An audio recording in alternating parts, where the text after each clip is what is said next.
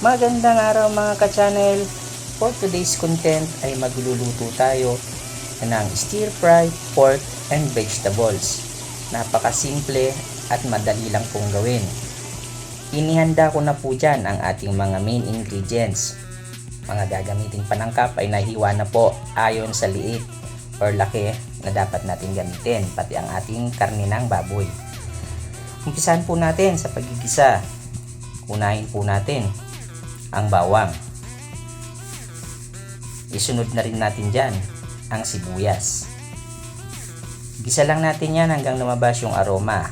Pagkatapos, pwede na natin ilagay yung ating pork. Sangkutsahin lang po natin yan hanggang sa magiba yung kanyang kulay or appearance. Tapos, ilagay na natin yung toyo or soy sauce. Ilagay na rin tayo dyan ng pamintang pino at ng pork cubes. Halu-haluin lang natin yan mga ka-channel para kumapit yung lasa niya. Pagkatapos, naglagay na rin ako dyan ng isang basong tubig. Kasi kailangan muna nating palambutin yung ating karne para maluto. Pagkalipas ng mga ilang minuto, naglagay na rin ako dyan ng liquid seasonings. Nasa sa inyo na po yan kung anong gusto nyong gamitin. Pwede naman pong magic sarap na lang. Dahil malambot na po ang karne, inilagay ko na po dyan yung ating sayote. At isusunod na rin natin dyan yung sitaw at carrots. Hihintayin lang po natin yan na maluto siya mga ka-channel. Pag medyo half cook na po siya, ibig sabihin nun malapit na maluto yan, tsaka natin ilalagay yung ating bell pepper. Kagaya po niyan, okay na po yan. Hindi na ilagay yung bell pepper. Pakukuluan lang natin yan ng mga isa pang minuto para maluto rin yung ating bell pepper ng konti. Maganda kasi yan, medyo crispy pa yung bell pepper. So after nyan, luto na po yan. Ayos na po yan mga ka-channel. Kung mapapansin nyo, okay na po lahat ng ating sangkap, luto na. Kaya ready to serve na po yan mga ka-channel. Ito na mga ka-channel, ang ating nalutong stir fry pork vegetables. Yan. Medyo nakaka-attract yung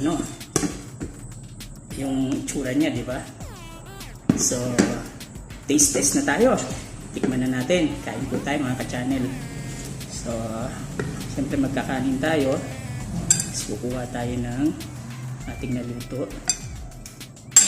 May gulay. May konting sauce siya. Yan.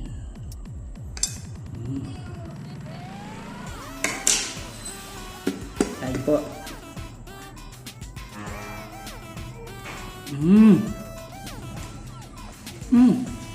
Yun ang masarap dito sa ating bell pepper.